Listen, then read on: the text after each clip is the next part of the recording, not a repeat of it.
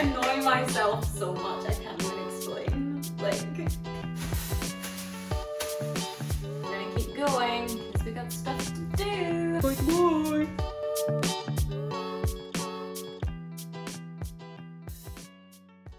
Oakley dokley gang. So today's main objectives are, I need to, number one, respond to a client who I've actually done work for in the past, so that is always a very lovely feeling when they come back to you, because then at least you know you've done a good job.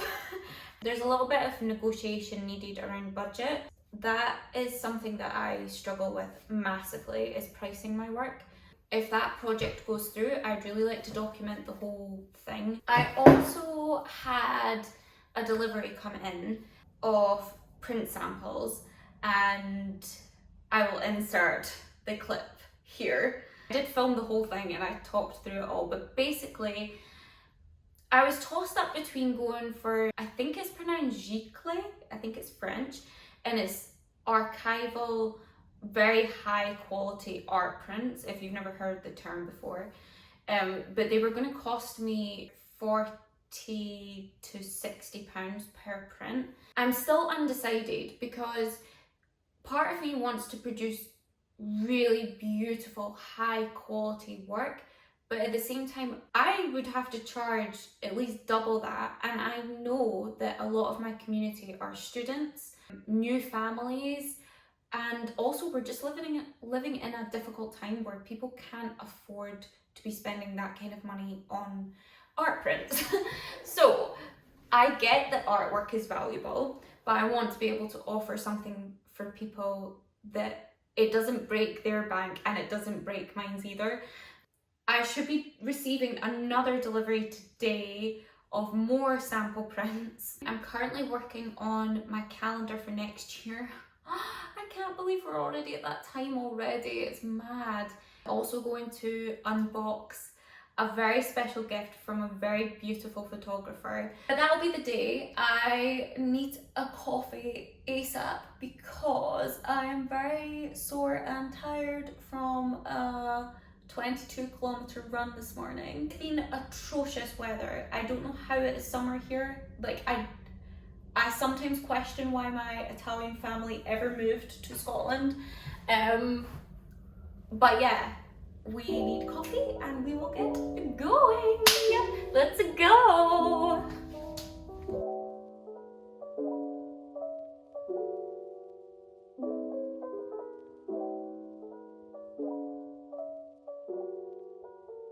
I thought it'd be fun to show you the process behind the calendar, because every year I try to one-up myself because I like to add to my portfolio, and whatever I feel is lacking is something I try to focus on.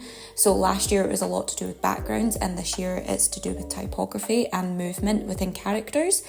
So I thought I'd show you a bit about the process. I also just want it to be noted that if you get caught up in your sketchbooks being perfect or aesthetic, honestly, let mine be an example of just use it as a dumping ground and just let go. Like, that's what they're made for. Don't fret about them being beautiful. They're supposed to be ugly. They're supposed to contain your messy thoughts. My process tends to be concept build, composition, colour palettes, and if I'm working digitally on the final illustration, before going to iPad or Photoshop or anything, I will always draw pen on paper, pencil on paper first, because it just gives my overall final illustration a more organic quality rather than if I just go straight to digital, because everything becomes a bit tight and rigid. Working this way gives me ease because I can amend things digitally much easier than I can amend things like manually or like in a paint quality. However, at the same time, it gives me a structure and a plan in place that I'm not just overwhelmed by staring at a blank screen. I don't know if anybody's the same.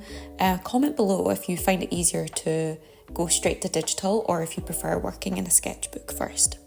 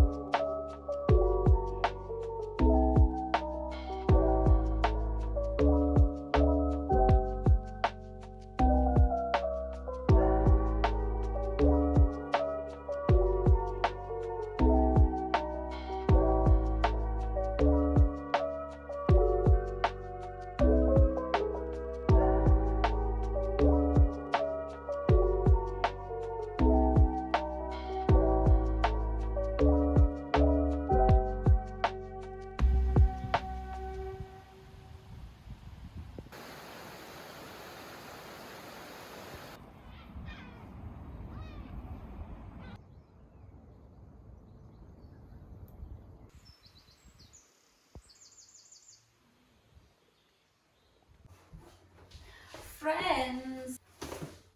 Art print has just arrived. I don't know, I try to stay optimistic, okay, but I'm really not feeling that hopeful. I don't know, I think from opening the last ones, I'm just a bit skeptical. I don't know, we'll see. Well, this time it's actually wrapped in tissue, so that's promising. I mean, okay.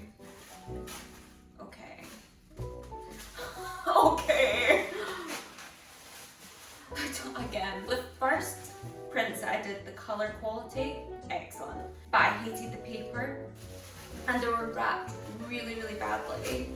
This time round, the paper's nicer, but the colour quality is questionable. Oh, they sent two. Do you know what? I think I'm actually fine with these. I think I'm more than fine with these. I need like a second to process it. Like, it's quite cute. It's not as crisp as I would like, and they're so much thicker and like kind of tactile, which is what I wanted. I'm such an overthinker with everything.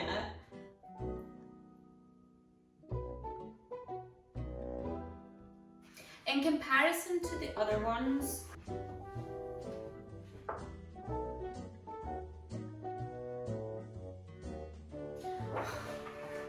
I annoy myself so much, I can't even explain. Like, I genuinely feel sorry for the people in my life. They have to deal with this on a daily basis of me going like, I don't know, everything. I get really, really bad, what I call decision paralysis, where I just cannot decide about something because I always think there could be a better option, and I really do sweat the small stuff. Sometimes I actually think that sweating the small stuff can be good because it makes you like more attentive, but for the most part, it can be really exhausting. I just go back and forth in my head about everything. Maybe that's just, I don't know, maybe that's a creative thing in general. Anyway, prints will be launching at some point, and perhaps by the time this video goes live, they will have. Future Chiara will drop in and let you know. But for now, we're gonna keep going because we got stuff to do.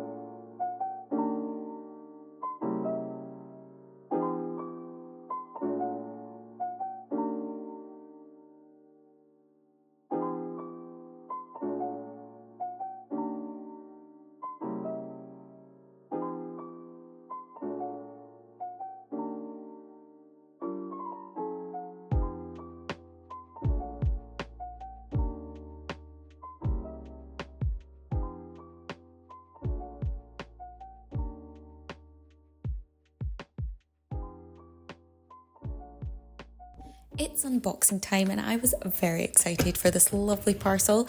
I recently did an art swap with the insanely skilled photographer Sophie Hustwick. I've popped her details below. She asked for a bespoke painting of her dog Tenchi for his birthday. How bloody cute. In return for her beautiful book Colourway. It's an extensive collection of years worth of work, and honestly Sophie's eye for capturing the beauty in the everyday norm is something else, and I am utterly obsessed. So much so that I have her work hanging in my bedroom. Something I find really valuable is drawing inspiration from creatives out with your own practice.